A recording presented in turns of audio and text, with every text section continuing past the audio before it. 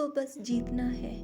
एक समय की बात है, एक राज्य था। एक दिन गुप्तचरों ने आकर सूचना दी कि पड़ोसी राज्य हम पर हमला करने वाले हैं और सिर्फ 3 दिनों के भीतर पड़ोसी राज्य अपनी विशाल सेना के साथ हम पर हमला कर देगा। और उनकी सेना इतनी बड़ी है कि हमारे लिए उनका सामना करना बहुत मुश्किल है। राजा बहुत चिंतित और परेशान हो गया। राजा ने तुरंत सभा बुलाई और सभी लोगों से सलाह मांगी कि अब हम लोगों का मरना तय है। अगर किसी व्यक्ति के पास कोई सुझाव है तो वह बता सकता है।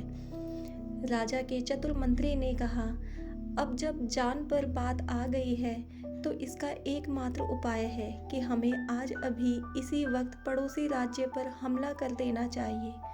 राजा बोला, मंत्री जी, हमारी सेना बहुत छोटी है, हम उनका मुकाबला कैसे कर पाएंगे। मंत्री बोला, पड़ोसी राज्य अभी युद्ध के लिए तैयार नहीं है। हम अभी उस राज्य पर हमला कर दें तो उन्हें संभलने का मौका नहीं मिलेगा और हमारे जीतने की कुछ तो संभावना बनेगी। वैसे भी हम पर हमला होने वाला है। वो इतनी विशाल सेना है, हम उनके सामने टिक ही नहीं पाएंगे। वो वैसे भी हमें 3 दिन बाद मारने वाले हैं, तो क्यों ना हाथ पे हाथ धरने से बेहतर हम कुछ करके ही मरे। राजा को बात अच्छी लगी। उसने तुरंत अपने सेना को तैयार होने का आदेश दिया और उस राज्य के नागरिक भी सेना के साथ जुड़कर युद्ध में चले गए। पड़ोसी राज्य तक पहुंचने के लिए एक पुल पार करना होता था। जैसे ही उनकी सेना पुल पार करके उस राज्य में घुसी तो राजा ने कहा, इस पुल को जला दो। और जलाने के बाद सेना को बोल दिया कि हमारे पास अब और कोई रास्ता नहीं, या तो हम यहाँ लड़के जीतेंगे या फिर यहीं मर जाएंगे।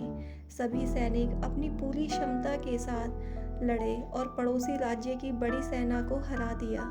इस कहानी से हमें यह शिक्षा मिलती है कि जब हमारे पास सिर्फ एक ही रास्ता होता है तो हमारे जीतने की संभावनाएं भी बढ़ जाती हैं। और हर कामयाब इंसान के जीवन में एक ऐसा मोड़ जरूर आता है कि जब उसे ऐसी परिस्थितियों का सामना करना पड़ता है, या तो वह सफलता की ऊंचाइयों को छू लेता है या फिर गुमनामी के अंधेरों में कहीं गुम हो जाता है।